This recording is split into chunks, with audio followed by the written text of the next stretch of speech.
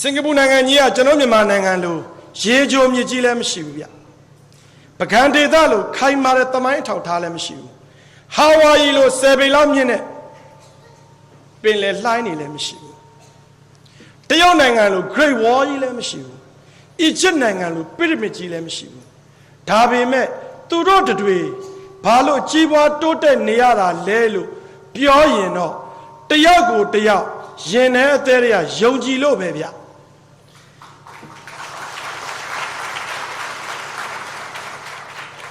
အဲ့ဒီမှာယုံကြည်မှုကဘလောက်အရေးကြီးတယ်ဆိုတာကိုလေစိတ်အဝင်အထွက်တရားစလမ်းပေါ်မှာသိတာတယ်ဟိုမှာဆိုင်းဘုတ်တွေပါတယ်နဲ့လူတွေကိုစကလုံးတွေနဲ့ညာမထားဘူးဆိုင်းဘုတ်မရေးဘဲနဲ့ကိုစီကန်းရှိတယ်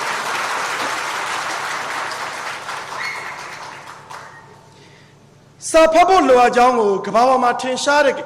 ဖြစ်ရလေတစ်ခုရှိတယ်ဗျတခါတော့အမေရိကန်နိုင်ငံမှာကျွန်တော်ပြောမယ့်အိမ်အကြောင်းမပြောခင်ကျွန်တော်နည်းလေးပေးသားနဲ့ကျွန်တော်စာဖတ်ဖို့အတွက်ပြောချင်တယ်လူ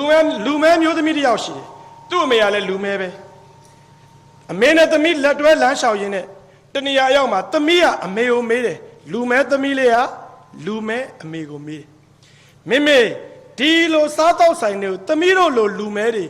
ဘာဖြစ်လို့ဝင်ပြီးစားခွင့်မရှိတာလဲအမေကသမီးကိုပြန်ပြောတယ်ငါသမီးစာဖတ်စာကြိုးစားအတော်ဆုံးဖြစ်အောင်လုပ်ညီတိလာလိမ့်မယ်ဒီလိုနဲ့5 လလောက်နေတော့ဘတ်စကားစီးတယ်မေမေဒီဘတ်စကားကိုသမီးတို့လူမဲတွေဘာလို့မစီးရတာလဲ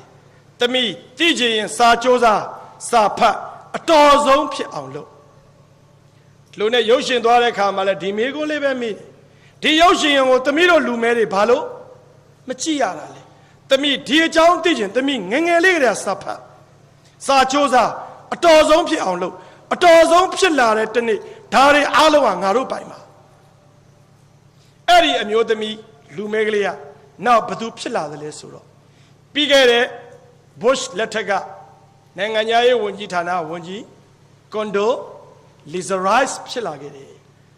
ကျွန်တော်တို့လူငယ်တွေဘသူမှအပြစ်မတင်တဲ့လူကြီးတွေကမကြခင်သေကြတော့မှာကျုပ်တို့အားလုံးအတော်ဆုံးဖြစ်အောင်သာစူးစမ်းထားကြ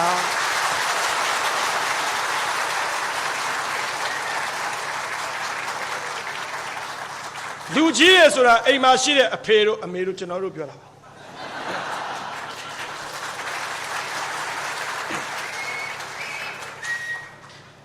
ဘလောက်ဒီစာပေဟောပြောပွဲလုပ်ဖို့လိုတယ်လဲဆိုရင်မြန်မာလူမျိုးတွေဟာမြန်မာ